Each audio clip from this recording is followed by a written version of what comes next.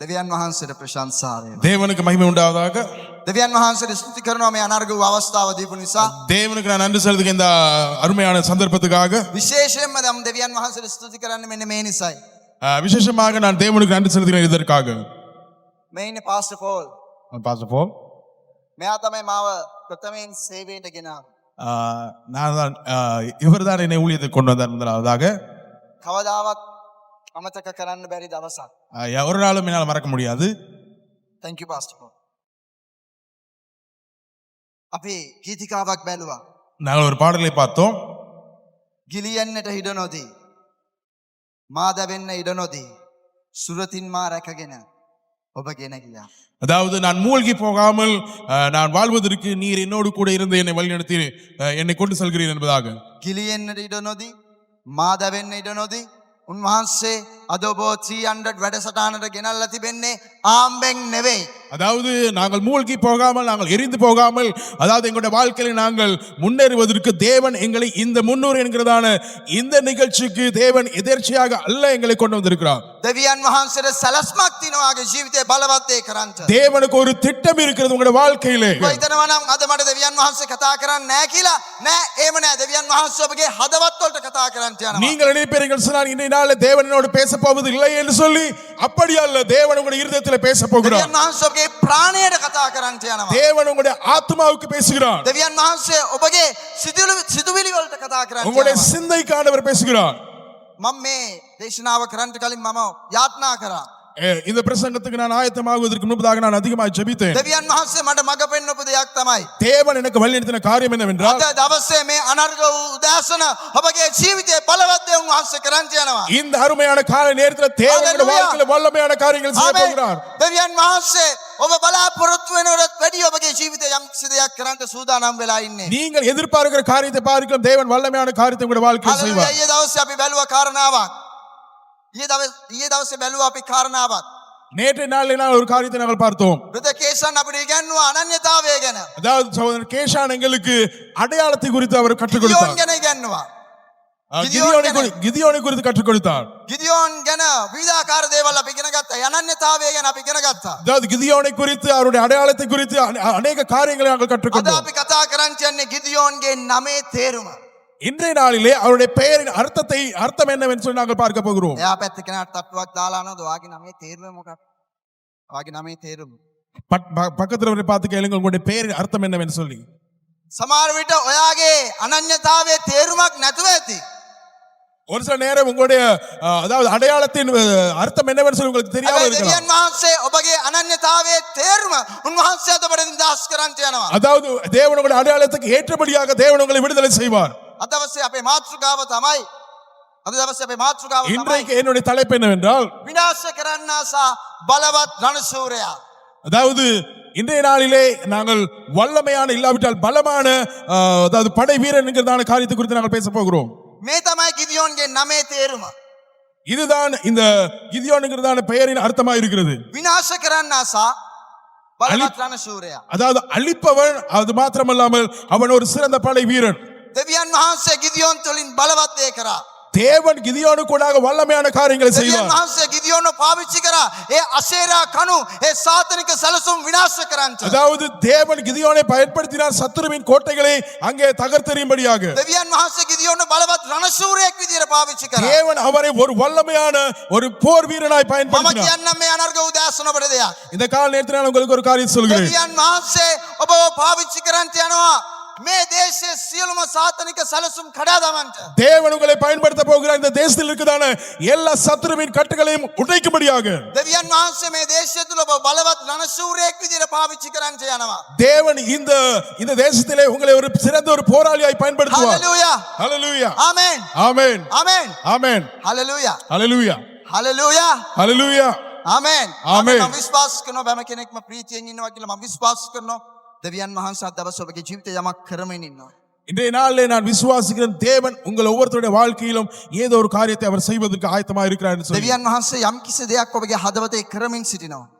தேவன் உங்களுடைய வாழ்க்கையிலே ஒரு காரியத்தை உங்களுடைய இருதயத்திலே ஒரு காரியம் செய்து கொண்டிருக்கிறார். දෙවියන් වහන්සේ යම් කිසි ඇක්ටිවේෂන් එකක් නැත්නම් උන්වහන්සේ යම් කිසි ක්‍රියාදාමයක් ඔබගේ හදවත තුළ මේ උදාසන කරමින් සිටිනවා. தேவன் ஒரு காரியத்தை உங்களுடைய வாழ்க்கையிலே அவர் அங்கே அதாவது செயல்படுத்த ஆரம்பிக்கிறார். ඔබගේ ලෝකාකාරී ඇස්වලට පෙවුනේ නැති වුණාට ආත්මික මට්ටමින් උන්වහන්සේ යම් කිසි දෙයක් ඔබගේ ජීවිතේ කරමින් ඉන්නවා මේ අනර්ග උදාසන. அதாவது உங்களுடைய சரீர ரீதியான கண்ணுக்கு அதாவது தெரியாவிட்டாலும் ஆவிக்குரிய ரீதியிலே ஆண்டவர் உங்களுடைய வாழ்க்கையிலே ஏதோ ஒரு காரியம் செய்கிறார். අපි සුවිශේෂීව දෙයක් කරන්නට යන්නේ. அதாவது நாங்கள் ஒரு முக்கியமான ஒரு காரியம் செய்ய போகிறோம். අපි පාපොච්චාරණයක් කරන්නට යනවා. நாங்கள் ஒரு பாவ அதாவது அறிக்கையை நாங்கள் செய்ய போகிறோம். අපි කන්ෆෙෂන් එකක් කරන්නට යනවා. ஒரு அறிக்கையை நாங்கள் செய்ய போகிறோம். ප්‍රකාශ කිරීම. ஒரு அறிக்கை. අපි ඉන්නව ස්ථානයේ ටික මොහොතක් නැගිටලා நாங்கள் இருக்கிற இடத்துல நாங்கள் எழுந்திருந்து අපි මෙන්න මේ දේ කරන්නට යනවා. මේ நாங்கள் இந்த காரியத்தை நாங்கள் செய்ய போகிறோம். අපි පුංචි ප්‍රකාශනයක් කරන්නට යනවා. நாங்கள் ஒரு அறிக்கையை நாங்கள் செய்ய போகிறோம். මේ ප්‍රකාශනය ඔබ ඇදහිල්ලෙන් ඔබගේ ජීවිතයට එනින් කතා කරන්න. அதாவது இந்த அறிக்கை விசுவாசத்திலே உங்களுடைய வாழ்க்கைக்கு நேராக நீங்கள் பேசுங்கள். මොකද අදවා මෙතන ඉන්නවා නම් ඒ දෙවියන් වහන්සේගේ ආදරය නිසා. நீங்கள் இந்த இடத்தில் இருப்பீர்கள் சொன்னால் அதன் காரணம் என்னவென்று சொன்னால் அது தேவனுடைய அன்பா இருக்கிறது. අදවා 300 එකට ඇවිල්ලා තිබෙන්නේ இந்த நாளில் நீங்கள் 300 என்கிற அந்த நிகழ்ச்சிக்கு வந்திருக்கிறீர்கள். ඒ දෙවියන් වහන්සේගේ සීමාවක් නැහැ. ඒ අනර්ග වූ ආදරය නිසා. அந்த தேவனுடைய அளவில்லாத அந்த அன்பின் நிமித்தமாக. හොඳයි මේ ප්‍රකාශනය මම කිව්වට පස්සේ ඔයගොල්ලන්ට පුළුවන් ඒක කියන්න. அதாவது நான் சொன்ன பிற்பாடு இந்த அறிக்கையை நீங்கள் சொல்லலாம். එක හතක් හදවතට තියාගෙන පපුවට තියාගෙන එක හතක් ස්වර්ගයේ දෙස ටිකක් කොසවනවාද? ஒரு கரத்தை நீங்கள் உங்களுடைய இருதயத்தில் வைத்துக் கொள்ளுங்கள், ஒரு கரத்தை இப்படியாய் நீங்கள் மேலே உயர்த்துங்கள். right මම 1 2 3 කියලා මම කියලා ඉවර වුණාට පස්සේ ඔයා කියන්න. அதாவது நான் அங்கே 1 2 3 என்று சொல்லி நான் அதை சொன்ன பிற்பாடு என்னோடு கூட சேர்ந்து நீங்களும் சொல்லலாம். right lastly ஆயத்தமா? Hallelujah. ஹalleluya. මාත් එක්කද ඉන්නේ? என்னோடு இருக்கிறீர்களா? right lastly right 1 2 3 මම ගිදියන් වගේ நான் கிதியோனை போல. සත්‍යන මම ගිදියන් වගේ நான் கிதியோனை போல දෙවියන් වහන්සේගේ කැඳවීම ලැබුවා වූ தேவனுடைய அழைப்பை பெற்றதான බලවත් රණසූරේ வல்லமையான ஒரு போர் வீரன். සා යක්ෂයාගේ සැලසුම් அது போலவே பிசாசுடைய கட்டு தடைகள் කරන්නා වූ உடைக்கிறதான විනාශ කරන්නට அழிக்கும்படியாக තෝරාගත්ත தெரிந்து கொள்ளப்பட்ட மனுஷன். hallelujah ஹalleluya. වාඩි වෙන්න. அமர்ந்து கொள்ளுங்கள். බොහොම ස්තුතියි. நன்றி. ඔබ ගිදියොන් වගේ நீங்கள் கிதியோனை போல. ඔබ කියනවා ඇති සමහර විට මම ගිදියොන් වගේ නෙවෙයි. நீங்கள் சொல்லலாம் நான் கிதியோனை போல அல்ல என்று சொல்லி. මම කරන්න දේවල් බෑ. මම නිකන් නිකමට එක්කෙනෙක්. அதாவது எனக்கு செய்வதற்கு ஒன்றுமே இல்லை, நான் ஒரு பிரயோஜனம் இல்லாத ஒரு மனுஷன். මිනිස්සු කියලාදී ඔයා වටින්නේ නැහැ කියලා. மனிதர்கள் சொல்லியிருக்காங்க நீ பெருமதி இல்லாதவன். මිනිස්සු කියලාදී ඔයා මෙලෝ රාකඩ නැහැ කියලා. மனிதர்கள் சொல்லியிருக்கலாம் நீ எந்த ஒரு பிரயோஜனம் இல்லாத எதற்குமே உதவாதவன் என்று சொல்லி. හැබැයි අද දෙවියන් වහන්සේ කියනවා ඔබ තමයි මේ දේශයේ බලවත් දේ කරන්න යන්නේ. ஆனாலும் இன்றைய நாளில் தேவன் சொல்கிறார் நீதான் இந்த தேசத்திலே வல்லமையான காரியங்களை ඒ செய்ய போகிற ගිදියොන් நபர். වගේ මේ දේශයට විරුද්ධව තිබෙනා ඔය සාතනික ඒ අශේරා කණු කඩන්න යන්නේ ඔබ. அதாவது இந்த கிதியோனை போல இந்த தேசத்தில் இருக்கிறதான சத்துருவின் கோட்டைகளை அவன் உடைக்க போகிறதான நபர் நீயா இருக்கிறாய். මේ 300 එකට ඇවිල්ලා ඉන්නව ඔබ තමයි මේ දේශය තුල බලවත් රණශූරයෙක් වෙන්න යන්නේ. இந்த 300 என்கிறதான இந்த ஈவென்ட்க்கு நிகழ்ச்சிக்கு வந்திருக்கிறதான நீங்கள் தான் இந்த தேசத்திலே இருக்கிறதான வல்லமையான தூணாய் மாற போகிறீர்கள். ගිදියොන් බලවත් දේ කරා. கிதியோன் வல்லமையானதை செய்தான். ඔබත් බලවත් දේ කරන්නට යනවා. நீங்களும் வல்லமையான காரியங்களை செய்ய போகிறீர்கள். ගිදියොන් ඒ බලවත් දේ කරේ කොහමද? அவன் எப்படி அவைகளை செய்தான்? ගිදියොන් ප්‍රඥාවන්ත වුණා. அவன் ஞானமாய் செயல்பட்டான். දෙවියන් වහන්සේගේ හඬට කීකරු වුණා. தேவனுடைய சத்தத்துக்கு செவி கொடுத்தான். கீழ்ப்படிந்தான். ගිදියොන්ගේ ජීවිතය තුලින් උන්වහන්සේ බලවත් දේ කරා. தேவன் அவனுடைய வாழ்க்கை கூடாக வல்லமையான காரியங்களை செய்தான். ගිදියොන්ට මේ වගේ බලවත් දේවල් කරන්න පුළුවන් වුණේ කොහොමද? அவனுக்கு எப்படி இப்படியான வல்லமையான காரியங்களை செய்ய முடியுமா இருந்தது? අපි කාරණා 4ක් ගැන කතා කරන්න. 4 காரியங்களை குறித்து நாங்கள் பேச போகிறோம். වෙලාව මදි නිසා නමුත් අපි හැම කාරණාවක්ම කතා කරන්න යනවා. அதாவது எங்களுக்கு நேரம் போதாமல் இருந்தாலும் நாங்கள் எல்லா காரியங்களையும் குறித்து நாங்கள் பார்க்க போகின்றோம். පළවෙනි කාරණාව තමයි முதலாவது காரியம் என்னவென்றால் ගිදියොන්ට දිව්‍යමය හඬක් ඇසුණා. அதாவது கிதியோனுக்கு ஒரு தெய்வீக சத்தம் கேட்டது. ගිදියොන්ට දිව්‍යමය දෙවියන් වහන්සේගේ දිව්‍යමය හඬ ගිදියොන්ට ඇසුණා. அதாவது கிதியோனுக்கு ஒரு தேவனுடைய தெய்வீக சத்தம் அவனுக்கு கேட்டது. මිනිස්සෙගේ හඬක් නොවේ. அது மனுஷனுடைய சத்தம் அல்ல, වෙන කෙනෙක්ගේ හඬක් නොවේ. வேறொரு நபருடைய சத்தம் அல்ல, කෙල්ලගේ හඬ නොවේ. කෙල්ලගේ හඬ නෙවෙයි. அதாவது ஒரு பெண் பிள்ளையுடைய சத்தம் அல்ல, කොල්ලගේ හඬ නෙවෙයි. வேற யாரிடம் அல்ல, බොයිෆ්‍රෙන්ඩ් කියන්න නෙවෙයි. அதாவது ஒரு ஆண் பிள்ளையின் சத்தம் அல்ல, වෙන කෙනෙක්ගේ හඬක් නෙවෙයි. வேறொரு நபருடைய சத்தம் அல்ல, ස්වර්ගික දිව්‍යමය හඬක් ගිදියෝන්ට ඇහුණා. அதாவது பரலோகத்தில் இருந்து ஒரு தெய்வீக சத்தம் அவனுக்கு ඒ கேட்டது. ඩිවයින් වොයිස් එකක්. දිව්‍යමය හඬක්. அது தெய்வீக சத்தமா இருக்கிறது, குரலா இருக்கிறது. ස්වර්ගික හඬක්. அது பரலோகத்தின் சத்தம். විනිශ්චයකාරයා පොතේ 6 වෙනි පරිච්ඡේදයේ 12 වෙනි පදයේ මෙන්න මෙහෙම කියනවා. நியாயாதிபதிகள் புத்தகம் 6வது அதிகாரம் 12வது வசனத்தில் இப்படியாக சொல்லப்படுகிறது. right මේ අදහස් ටිකත් එක්ක අපි හැමෝම එක්සිට් වෙමු. මම 1 2 3යි කියලා කියන්නම්. ඔබ හැමෝම එක්සිට් වෙලා මේ දෙවියන් වහන්සේගේ වචනය කියවන්න යනවා. මම நாங்கள் 1 2 3 சொல்லி சொல்லும்போது ඔබගේ අඬෝසෝල මේ දේ කියමු. வசனத்தை நாங்கள் வாசிப்போம். 1යි 2යි 3යි. ස්වාමින් වහන්සේගේ දූතයා බලවත් මනුෂ්‍ය ස්වාමින් වහන්සේ නුඹ හalleluya ஹalleluya. දිව්‍යමය හඬක් ගිදියෝන්ට ආවා. அதாவது தெய்வீக சத்தம் ஒன்று அவன் அதாவது கிதியோனுக்கு கேட்டது. ඇයි මං ගිදියෝන්ට දිව්‍යමය හඬක් ඇහුණා කියලා කියන්නේ?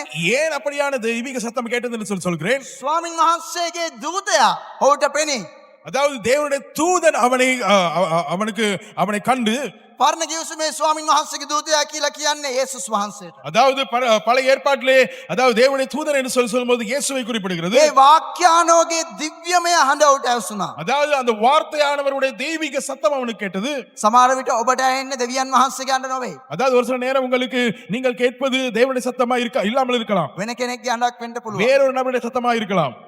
දෙවියන් වහන්සේ තුල බලපෑමක් ඇති කරන්නා වූ තරුණ තරුණයෙක් වෙන්න නම් දෙවියන් වහන්සේගේ දිව්‍යමය හඬක් අපිට ඇහෙන්න අවශ්‍යයි. தேவனுக்குள்ளே ஒரு தாக்கத்தை ஏற்படுத்துவதான வாலிபனாய் அல்லது யுவதியாய் இருக்க வேண்டும் என்று சொன்னால் தேவனுடைய சத்தம் எங்களுக்கு கேட்க வேண்டும். ඔබට සාතාන්ගේ සලසුම් විනාශ කරන්නෙක් වෙන්න නම් බලවත් රණශූරයෙක් වෙන්න නම් දිව්‍යමය හඬක් ඔබට ඇහෙන්න අවශ්‍යයි. அதாவது நீங்கள் சத்துருவுடைய திட்டங்களை முறியடிக்க கூடிய, அது மாத்திரமல்லாமல் நீங்கள் வல்லமையான ஒரு போர் வீரனாய் இருக்க வேண்டும் என்று சொன்னால் உங்களுக்கு தேவனுடைய தெய்வீக சத்தம் கேட்க வேண்டும். බොහෝ අයට දෙවියන් වහන්සේගේ හඬ නෙවෙයි ඇහෙන්නේ. இன்றைக்கு அநேகருக்கு தேவனுடைய சத்தம் கேட்பதில்லை. අර සම්සන්ට වුණා වගේ කෙල්ලගේ හඬ තමයි ඇහෙන්නේ. அதாவது சிம்சோனுக்கு அவன் கேட்டது போல பெண் பிள்ளையுடைய அதாவது குரல் தான் கேட்கிறது. ඒවට වුණා වගේ සාතාන්ගේ හඬ තමයි ගොඩක් අයට ඇහෙන්නේ. அதாவது ஏவாளை போல பிசாசுடைய குரலை அவர்கள் கேட்கிறார்கள். අද බොහෝ අය වැරදි හඬවල් වලට ඇවුම්කන් දීපු නිසා, එයාගේ කන් යොමු කරපු නිසා, එයාගේ කැඳවීමත් එයාට නැති වෙලා. அதாவது இன்றைக்கு அநேக தவறான அதாவது சத்தங்களுக்கு அவர்கள் செவி கொடுத்தது நிமித்தமாக அவர்கள் தங்களுடைய அழைப்பையும் இழந்து போயிருக்கிறார்கள். ඔබ ටිකක් කල්පනා කරලා බලන්න. நீங்க சற்று யோசிச்சு பாருங்கள். මගේ ජීවිතේ என்னுடைய வாழ்க்கையிலே මම වැරදි හඬකට ඇවුම්කන් දීපු නිසා, நான் தவறான குரலுக்கு நான் செவி கொடுத்தது நிமித்தமாக දෙවියන් වහන්සේගේ හඬට ඇවුම්කන් දුන්නේ නෑ මම. நான் தேவனுடைய சத்தத்துக்கு செவி கொடுக்கவில்லை. මම වැරදි හඬකට ඇවුම්කන් දුන්නා. நான் தவறான குரலுக்கு செவி கொடுத்தேன். දැන් මට මගේ කැඳවීම නැති වෙනවා. இன்றைக்கு என்னுடைய அழைப்பை நான் இழந்து போயிருக்கிறேன். දැන් මට මගේ තිබුණා වූ තලන්ත නැති වෙලා. என்னுடைய தாளந்துகளை நான் இழந்து போயிருக்கிறேன். මම සේවය කරා. நான் ஊழியம் செய்தேன். මට දැන් සේවය කරන්නත් බැරි වෙලා. அதாவது எனக்கு இப்பொழுது ஊழியம் செய்ய முடியாமல் இருக்கிறது. මොකද காரணம் දෙවියන් වහන්සේගේ හඬානෙක ඔයා නවත්තනවා. அதாவது ஏன் என்று சொன்னால் தேவனுடைய சத்தத்தை கேட்பதை நீங்கள் நிறுத்திவிட்டீர்கள். ඔබට බලවත් රණශූරයෙක් වෙන්න ඕනේ නම්, நீங்கள் சிறந்த ஒரு போர் வீரனாய் மாற வேண்டும் என்றால் සාතනික සැලසුම් ඒ අශේරා කණු කඩා දමන්නා වූ බලවත් විනාශ කරන්නෙක් වෙන්න ඕනේ නම්, அதாவது சத்துருடைய கோட்டைகளை அதாவது அந்த தூண்களை அங்கே இடித்து போடுகிறதான ஒரு வல்லமையான மனுஷனாய் நீங்கள் மாற ඔබට வேண்டும் දෙවියන් என்றால் වහන්සේගේ හඬ ඇහෙන්න අවශ්‍යයි. உங்களுக்கு தேவனுடைய சத்தம் கேட்கவே வேண்டும். හලෙලූයා. ஹalleluya. අද බොහෝ අයට දෙවියන් වහන්සේගේ හඬ ඇහෙන්නේ නැහැ. இன்றைக்கு அநேகருக்கு தேவனுடைய சத்தம் கேட்பதில்லை. ඔබ ටිකක් ඔබගේ හදවත තට්ටු කරලා බලන්න. சற்று உங்களுடைய இருதயத்தை நீங்கள் தட்டி பாருங்கள். අන්තිමට දෙවියන් වහන්සේගේ හඬ ඇහුනේ කවදද? கடைசியாக தேவனுடைய சத்தம் உங்களுக்கு எப்பொழுது கேட்டது? ටිකක් හදවත තට්ටු කරලා உங்களுடைய இருதயத்தை நீங்கள் தட்டி நீங்கள் சோதிச்சு பாருங்கள். දෙවියන් වහන්සේගේ හඬ සමහර විට ඔබට ඇහෙන්නේ නැතුව. ஒரு சில நேரம் தேவனுடைய சத்தம் உங்களுக்கு கேட்காமல் இருக்கலாம். සමහර විට ඔයා කියනවා සමහර විට මම කොහොමද දෙවියන් වහන්සේගේ හඬ අහන්නේ? ஒரு சில நேரம் நீங்கள் யோசிக்கலாம், எப்படி நான் தேவனுடைய சத்தத்தை கேட்பது? සමහර විට මම මේ කතා කරන්නා වූ දේ තුලින් ඔබට දෙවියන් වහන්සේ කතා කරනවා ඇති. ஒரு சில நேரம் அதாவது நாங்கள் பேசுகிறது இந்த காரியத்துக்கூடாக தேவன் உங்களோடு பேசுவார். සමහර විට ඔබ මේ ස්ථානට ඇවිල්ලා යාත්නාවක් ලබා ගන්නකොට යම් කිසි දෙවියන් වහන්සේගේ මිනිසෙක් තුලින් ඔබට කතා කරයි. ஒரு சில நேரம் இந்த இடத்துல நீங்கள் வந்து ஜெபத்தை பெற்றுக்கொள்ளும் பொழுது தேவனுடைய மனிதர்களுக்கு கூடாக தேவன் உங்களோடு பேசுவார். අර ගෙදර පල්වෙවි අර අයිනකට දාලා තියෙන බයිබලේ ගන්න. அதாவது வீட்டிலே நீங்கள் ஓரமாய் ஒதுக்கி வைத்திருக்கிறதான அந்த வேதத்தை நீங்கள் கையில் எடுங்கள். බයිබලේ අරින්න. அதை நீங்கள் திறந்து பாருங்கள். මේ බයිබලේ තුලින් දෙවියන් වහන්සේ කතා அந்த කරයි. வேதத்துக்கூடாக தேவன் உங்களோடு பேசுவார். හලෙලූයා. ஹalleluya. හලලූයා. ஹalleluya. මම විශ්වාස කරන ඔබ මාත් එක්ක ඉන්නවා කියලා. நான் விசுவாசிக்கிறேன் நீங்கள் எங்களோடு கூட இருக்கிறீர்கள் என்று சொல்லி. ඔබට දෙවියන් වහන්සේගේ අඬ ඇහෙන්න අවශ්‍යයි. உங்களுக்கு தேவனுடைய சத்தம் கேட்கவே வேண்டும். ඔබ මේ 300 වැඩසටහනට ආවේ நீங்கள் இந்த நிகழ்ச்சிக்கு வந்ததுக்கான காரணம் යම් කිසි පණිවිඩයක් ආන්න නොවේ. ஏதோ ஒரு செய்தியை கேட்டு செல்வதற்கல்ல, සර්මන් එකක් ආන්න නෙවෙයි. ஒரு பிரசங்கம் கேட்பதற்கல்ல, යම් කිසි මම කියන්නා වූ කතන්දරයක් ආන්න නෙවෙයි. நான் இப்ப சொல்லுகிறதான ஒரு கதையை கேட்டுவிட்டு ඔබ போவதற்கல்ல. 300 වැඩසටහනට ආවේ දෙවියන් වහන්සේගේ ඒ දිව්‍යමය අඬ ආන පිණිස. හලලූයා. நீங்கள் இந்த நிகழ்ச்சிக்கு வந்ததுக்கான காரணம் அது தேவனுடைய தெய்வீக அந்த சத்தத்தை கேட்கும்படியாக. මං කියන දේ ඔබට තේරෙනවද? நான் சொல்லுகிற காரியம் விளங்குகிறதா? අවුරුදු 500 ගාණක් වෙනවත් ලංකාවට සුභාරංචිය ඇවිල්ලා. 500 வருடங்களுக்கு மேலாகிறது இலங்கை தேசத்துக்கு அங்கே சுவிசேஷம் வந்து. තවමත් අපි පිබිදීමක් දැකලා නැහැ ලංකාවේ. ஆனாலும் இன்று வரை நாங்கள் இந்த இலங்கை தேசத்தில் ஒரு எழுப்புதலை ඒ காணவில்லை. පිබිදීම ගේන්න ඔබව තමයි දෙවියන් වහන්සේ පාවිච්චි அந்த කරන්නේ. எழுப்புதலை கொண்டு வரும்படியாக தேவன் உங்களை Hallelujah. பயன்படுத்த போகிறார். ஹalleluya.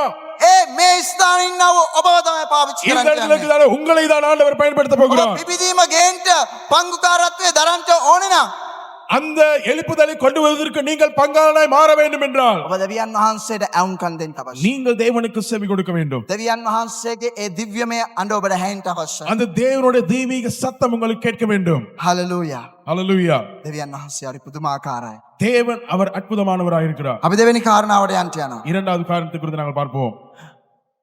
දෙවෙනි කාරණාව තමයි இரண்டாவது காரியம் என்னவென்றால் දෙවියන් වහන්සේ ගිදියෝන්ට පොරොන්දුවක් දුන්නා.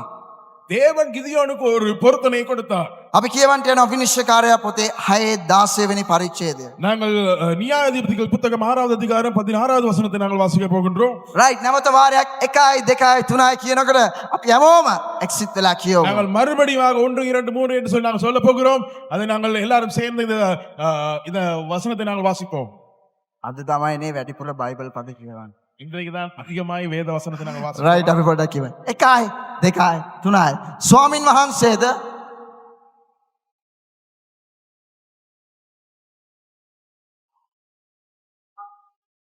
ආමෙන් ආමෙන් හලලූයා. Hallelujah. ස්වාමින් වහන්සේද සබවින් නුඹ මම නුඹ සමග සිටින්නෙමි.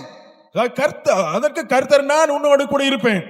ගිදියෝන්ට දෙවියන් වහන්සේ දුන්නා වූ පොරොන්දුව තමයි ගිදියෝන් ඔයා බය වෙන්න එපා මම ඔයත් එක්ක ඉන්නවා. கிதியோனுக்கு ஆண்டவர் கொடுத்த பொருத்தனை என்னவென்றால் கிதியோனே நீ பயப்படாதே நான் உன்னோடு கூட இருக்கிறேன். ඒක තමයි අද දවසේ ඔබටත් කියන්නේ. அதை தான் தேவன் இந்நாள் உங்களுக்கு දෙවියන් சொல்கிறார். වහන්සේ ඔබට පොරොන්දු වෙලා තිනවා මම ඔයත් එක්ක ඉන්නවා. அதாவது தேவன் உங்களுக்கு பொருத்தனை பண்ணி இருக்கிறார். அவர் உங்களோடு இருப்பார். අද බොහෝ අය එළියට යන්නේ නැහැ සුභාරංචිය කියන්න. இன்றைக்கு அநேகர் சுவிசேஷம் சொல்வதற்கு வெளியே சொல்வதில்லை. බොහෝ අය ලැජ්ජයි. வெட்கம். බොහෝ අයට පහයයි. அநேகருக்கு பயம். එළියට යන්න පුළුවන් වෙන්නේ බය නැතුව. බය නැතුව එළියට යන්න පුළුවන් වෙන්නේ ඔයාගේ ඉගෙනීම නිසා නෙවෙයි. அதாவது பயம் இல்லாமல் நாங்கள் எப்படி வெளியே செல்வது என்றால் எங்களுடைய அறிவினால் அல்ல, ඔයාගේ දෙමව්පියෝ නිසා නෙවෙයි. உங்களுடைய பெற்றோர்கள் நிமித்தம் அல்ல, ඔයාගේ සල්ලි නිසා නෙවෙයි. உங்களுடைய பணத்தினால் அல்ல, ඔයාගේ ව්‍යාපාරය නිසා නෙවෙයි. நீங்கள் செய்கிற வியாபாரத்தினால் ඔයාගේ அல்ல, අනිකුත් කාරණා නිසා නෙවෙයි. நீங்கள் செய்கிறதான மற்ற காரியங்கள் நிமித்தமாக அல்ல. මේ දෙවියන් වහන්සේගේ පොරොන්දුව නිසා තමයි ඔබට එළියට යන්න පුළුවන් இந்த වෙන්නේ. தேவனுடைய பொருத்தனை நிமித்தமாக மாத்திரமே உங்களுக்கு தைரியமாக வெளியே செல்ல முடியும். දෙවියන් වහන්සේ අපිට පොරොන්දු වුණා. ගිදියෝන් එක්ක හිටියා.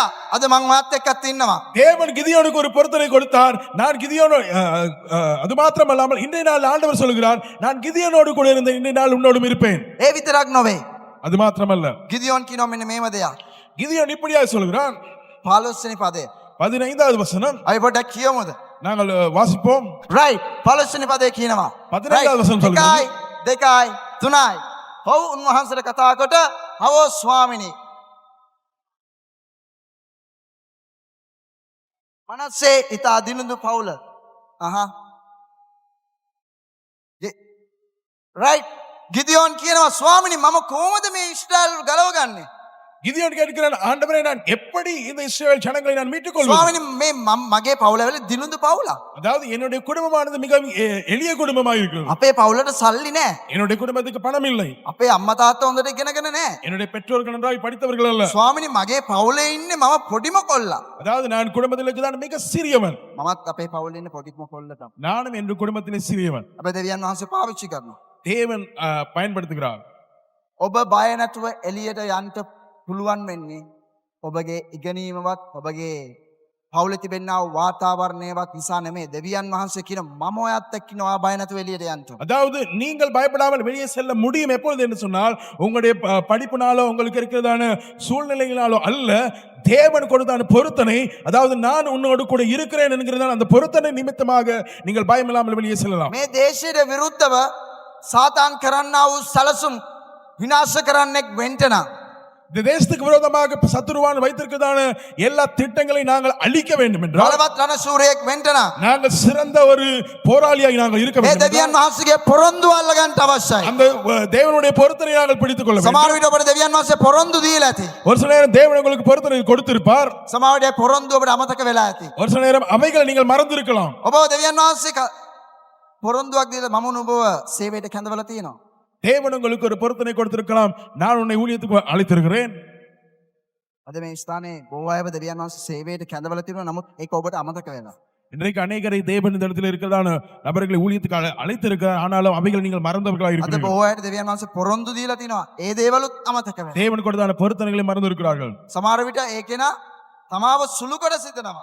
ஒரு சில நேரம் தன்னை அவர் குறைவாக எண்ணலாம். හැබැයි ගිදියෝන්ට දෙවියන් වහන්සේ කියනවා මම ඔයත් එක්ක ඉන්නවා. ஆனாலும் கிதியோனை பார்த்து ஆண்டவர் சொல்லுகிறார், நான் உன்னோடு கூட இருக்கிறேன். ඔයා බය නැතුව කකුල තියන්න. நீ பயம் இல்லாமல் நீ காலடி எடுத்து வை. ඔබ කකුල තියන හැම තැනකම සාතනික සැලසුම් කඩා වැටෙන්න යනවා. அதாவது හalleluya. நீ கால் வைக்கிறதான ஆமென். எல்லா இடங்களிலும் பிசாசின் கட்டுகள் திட்டங்கள் உடைக்கப்படும். ඔබ යන්නා වූ ස්ථානයේ ඔබ බලවත් රණශූරයෙක් වගේ පාවිච්චි වෙන්න යනවා. நீ செல்லுகிறதான இடம் எல்லாமே நீ சிறந்த ஒரு ඔබ போராளியாய் ඔබ பயன்படுத்தப்படுவாய். දෙවියන් වහන්සේගේ ඒ උන්වහන්සේගේ පොරොන්දුව බල්ල ගන්නවා. நீங்கள் தேவனுடைய பொருத்தனை நீங்கள் பிடித்துக் கொள்வீர்கள் என்று சொன்னார். දෙවියන් වහන්සේ ඔබ පාවිච්චි කරන්න. தேவன் உங்களை பயன்படுத்துவார். හalleluya. ஹalleluya. අප තුන්වෙනි කාරණාව බලන්න යනවා. மூன்றாவது காரியத்தை நாங்கள் பார்ப்போம். right. මම කැමතිම දේ මෙන්න මේක තමයි. நான் மிக விருப்பமான காரியம் எதுவாக இருக்கிறது? ගිදියෝන් අල්තාරයක් හැදුවා. கிதியோன் ஒரு பலிபீடத்தை கட்டினான். තරුණ පරම්පරාවට අද ගොඩක් හැකියාව තිබෙනවා. இன்றைக்கு வாலிப சந்ததியினருக்கு அநேக அதாவது திறமைகள் இருக்கிறது. හොඳට නටන්න පුළුවන්. நன்றாக நடனமாட முடியும், හොඳට ගීතිකා කියන්න පුළුවන්. நன்றாக பாட முடியும், හොඳට හොඳ දක්ෂතාවයන් තිබෙනවා. அநேக அதாவது திறமைகள் இருக்கிறது, හොඳ තලන්ත තිබෙනවා. வரங்கள் இருக்கிறது, ඒ වගේම හොඳට කතා කරන්න පුළුවන්. நன்றாக பேச முடியும். මේ හැමදේම අද තරුණ පරම්පරාවට කරන්න පුළුවන්. இவை எல்லாமே இப்பொழுது இருக்கிறதான வாலிபர்களுக்கு நன்றாக செய்ய முடியும். මේ හැමදේම ඔබට තියෙනවා. இவை எல்லாம் உங்களுக்கு இடத்தில் இருக்கிறது. නමුත් අල්තාරයේ නැමැති ජීවිතයක් ඔබගේ ජීවිතයේ නැති වෙනවා. ஆனால் உங்களோட வாழ்க்கையிலே பலிபீடம் இல்லாவிட்டால், මේ අල්තාරයේ නැමැති ජීවිතය කියලා මොනවාද මං අදහස් කරන්නේ?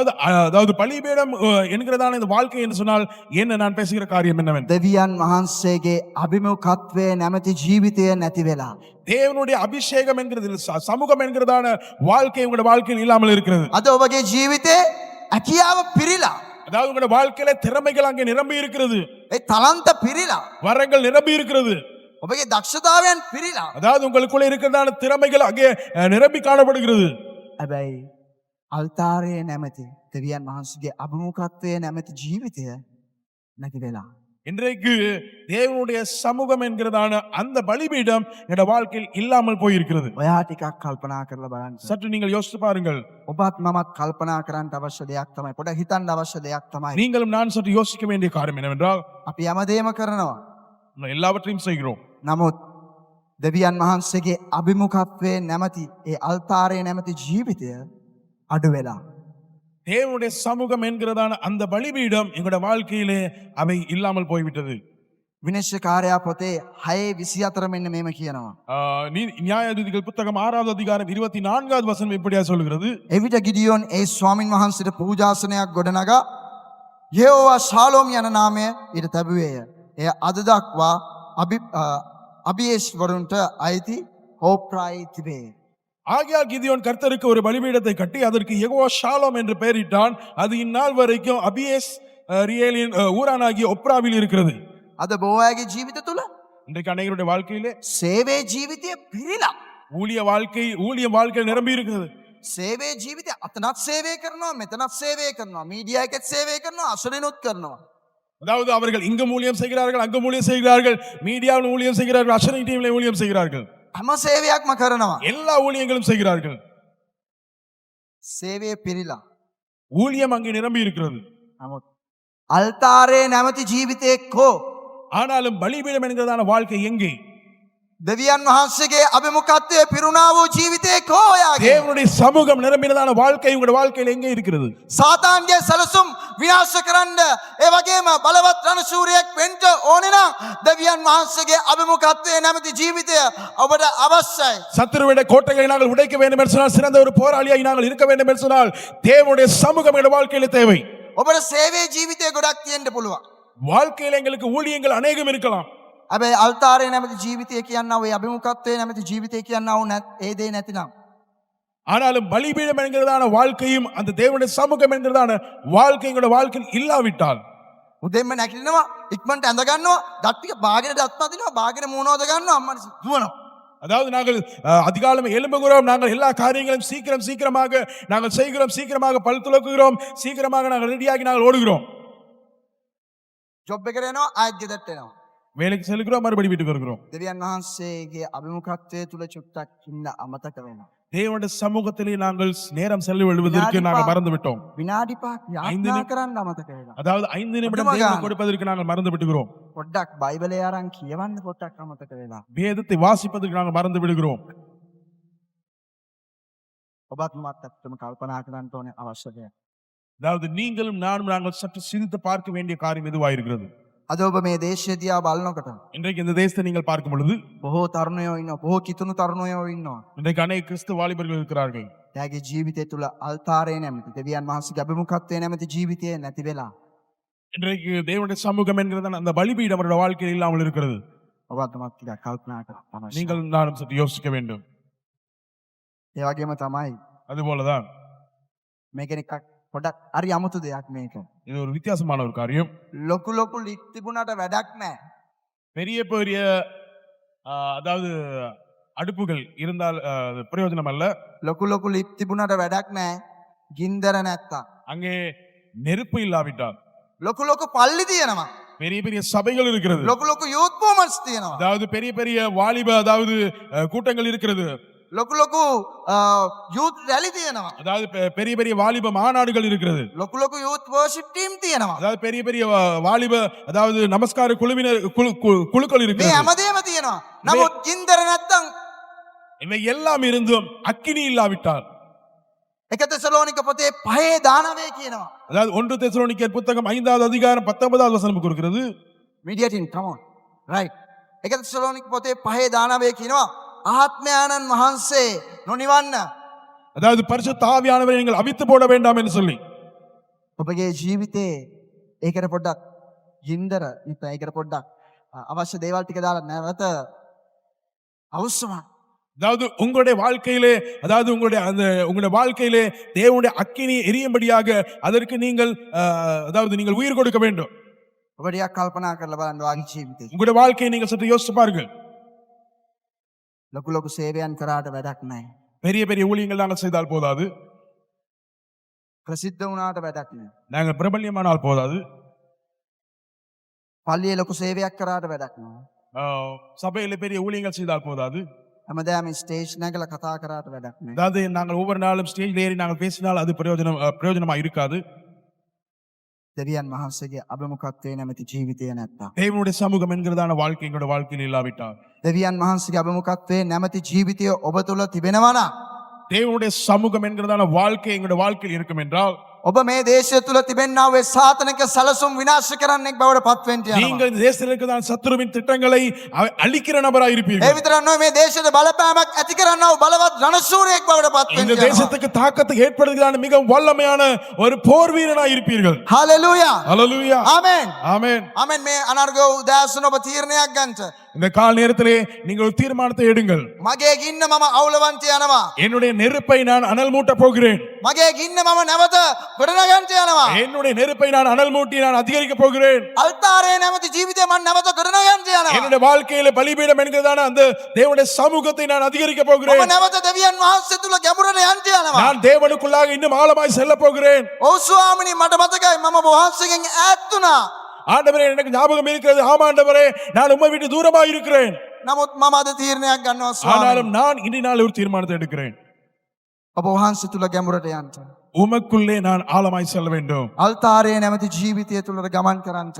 அதாவது பலிபீடம் என்கிறதான வாழ்க்கைக்குள்ளே நான் ஆழமாய் செல்ல வேண்டும். අභිමුඛත්වයේ නැමැති ජීවිතය තුළට ගමන් කරන්නට. அதாவது தேவனுடைய சமூகம் என்கிறதான வாழ்க்கைக்குள்ளே நான் கடந்து செல்ல வேண்டும். ඔබ දන්නවා පරණ කිව්සුමේ දෙවියන් වහන්සේගේ අභිමුඛත්වය කියලා මොනවද අදහස් කරේ? அதாவது பழைய ஏற்பாட்டிலே தேவனுடைய சமூகம் என்று சொல்லி எதனை அவர்கள் அங்கே குறிப்பிட்டார்கள்? ඒ කිවිසුම් පෙට්ටිය. உடன்படிக்கை பெட்டி. ඒ කිවිසුම් පෙට්ටිය තිබෙනා වූ ස්ථානයේ ඵලදායීත්වය තිබුණා, සඵලත්වය තිබුණා. அந்த உடன்படிக்கை பெட்டி இருக்கிறதான இடத்திலே செழிப்பு காணப்பட்டது. දෙවියන් වහන්සේගේ අභිමුඛත්වය ඔයාගේ ජීවිතේ තිබෙනවා නම් ඔයාගේ ජීවිතේ ඵලදායීත්වයට ගමන් කරන්නට යනවා. தேவனுடைய சமூகம் என்கிறதான தேவனுடைய பெட்டி என்கிறதான தேவனுடைய சமூகம் உங்களுடைய வாழ்க்கையில் இருக்கும் என்றால் உங்களுடைய வாழ்க்கை செழிப்பாய் இருக்கும். බලවත් බලපෑමක් ඇති කරන්නා වූ තරුණයෙක් බවට ඔබ නැගිටින්න යනවා. அப்பொழுது நீங்கள் பெரிய அதாவது வல்லமையான தாக்கத்தை ஏற்படுத்துகிறதான வாலிபர்களாக இருப்பீர்கள். අපි දෙවෙනි හතරවෙනි කාරණාවට යන්න යනවා. நான்காவது காரியத்தை நாங்கள் பார்ப்போம். අවසාන කාරණාව. கடைசியான මේකෙන් අවසන් කරන්නට යනවා. இதோடு நான் நிறைவு செய்ய போகிறேன். ගිදියෝන්ගේ පළවෙනි පැවරුම. அதாவது கிதியோனுக்கு கொடுத்ததான முதலாவது வேலை இல்லாவிட்டால் முதலாவது காரியம். දෙවියන් වහන්සේ ගිදියෝන්ට දුන්න පැවරුම පළවෙනි පැවරුම. அதாவது கிதியோன் செய்ய வேண்டியதான ஒரு வேலை, முதலாவது வேலையை தேவன் அவனுக்கு கொடுக்கிறார். පරණ පූජාසන කඩන්ට. அதாவது பழைய அதாவது பலிபீடங்களை உடைக்கும்படியாகவும் විනිශ්චයකාරයා පොතේ 6:25.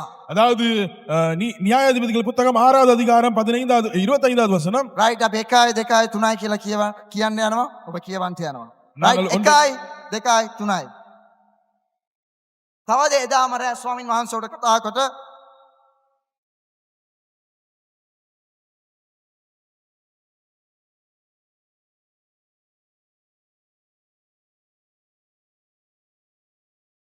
කපාද right කපා කෑලි කපානේ ගිදියෝන්ට කිව්වා ගිහිල්ලා අර ශේරා කනුව කපලා දාමු. පරණ පූජාසන කඩන්න. அதாவது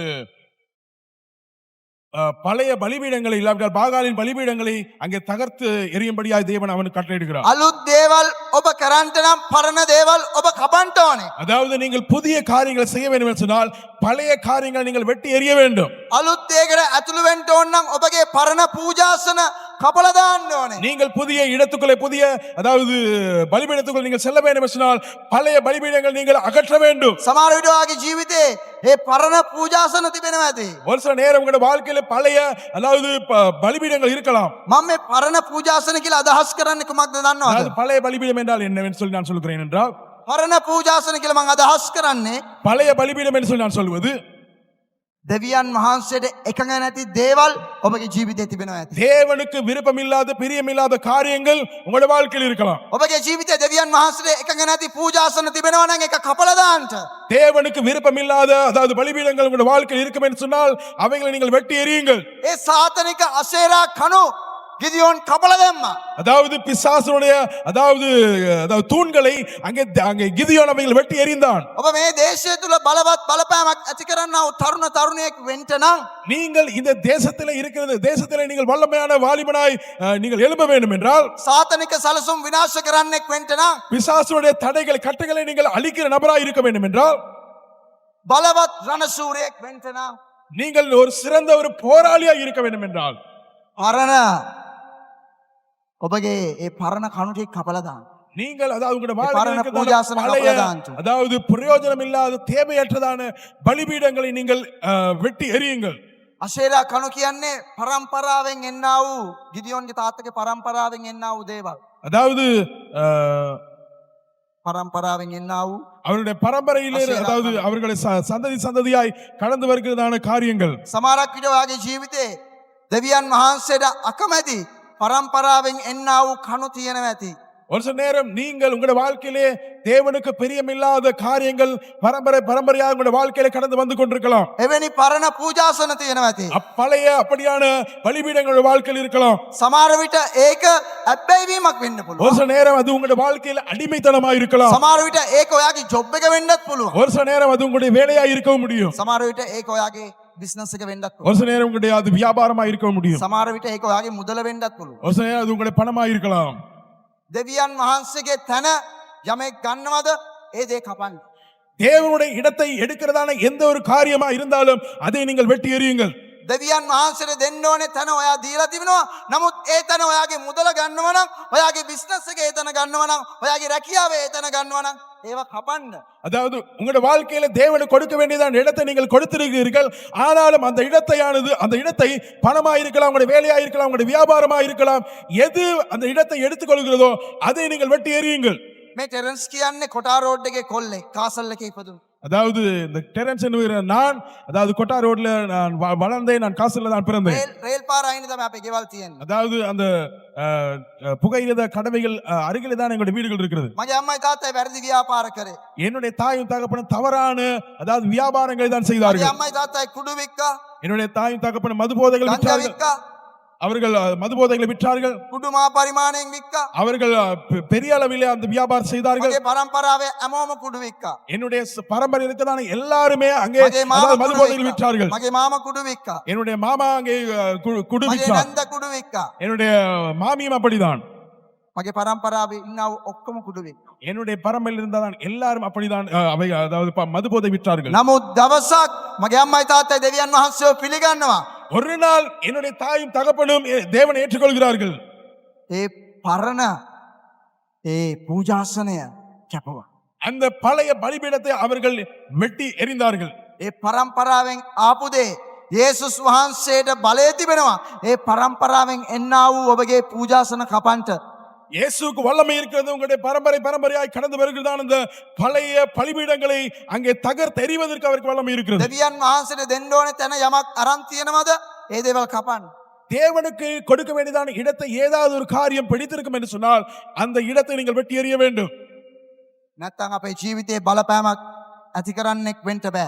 இல்லாவிட்டால் எங்களுடைய வாழ்க்கையில நாங்கள் ஒரு தாக்கத்தை ஏற்படுத்துகிற மனுஷனா இருக்க මේ முடியாது. දේශයේ තිබෙනා වූ සාතනික සැලසුම් විනාශ කරන්නෙක් බවට පත් වෙන්න බෑ. இந்த தேசத்துக்கு தான் சத்துருவின் கட்டுகளை அழிக்கக்கூடியதான ஒரு மனுஷனாய் எங்களால் உருவெடுக்க முடியாது. බලවත් රණශූරයෙක් වෙන්න බෑ. எங்களுக்கு சிறந்த ஒரு போராளியாய் மாற முடியாது. අවුරුදු 500ක් වෙනවා අද ශ්‍රී ලංකාවට සුභාරංචි 500 ගානක් විතර වෙනවා. அதாவது 500 வருடங்களுக்கு அதிகமாகிறது இந்த இலங்கை தேசத்துக்கு சுவிசேஷம் கொண்டு வந்து. මම දන්න විදිහට අවුරුදු ගානක් තිස්සේ 100ට 2යි තවම කිතුණු සෙනග. அதாவது அநேக வருடங்களாக 102% தான் கிறிஸ்தவர்கள் இருக்கிறார்கள் இந்த இலங்கை தேசத்திலே. තවමත් එකම තැන. இன்றும் ஒரே இடத்தில் நாங்கள் இருக்கிறோம். තුර්කිය දන්නවා නේද? துருக்கி உங்களுக்கு தெரியும், துருக்கி நாடு. තුර්කියේ අප දන්නවා ඒ. දැන් මුස්ලිම් අය ගොඩක් එලිදරව් පොතේ කියන්නා වූ සභා 7ම තිබ්බේ තුර්කියේ.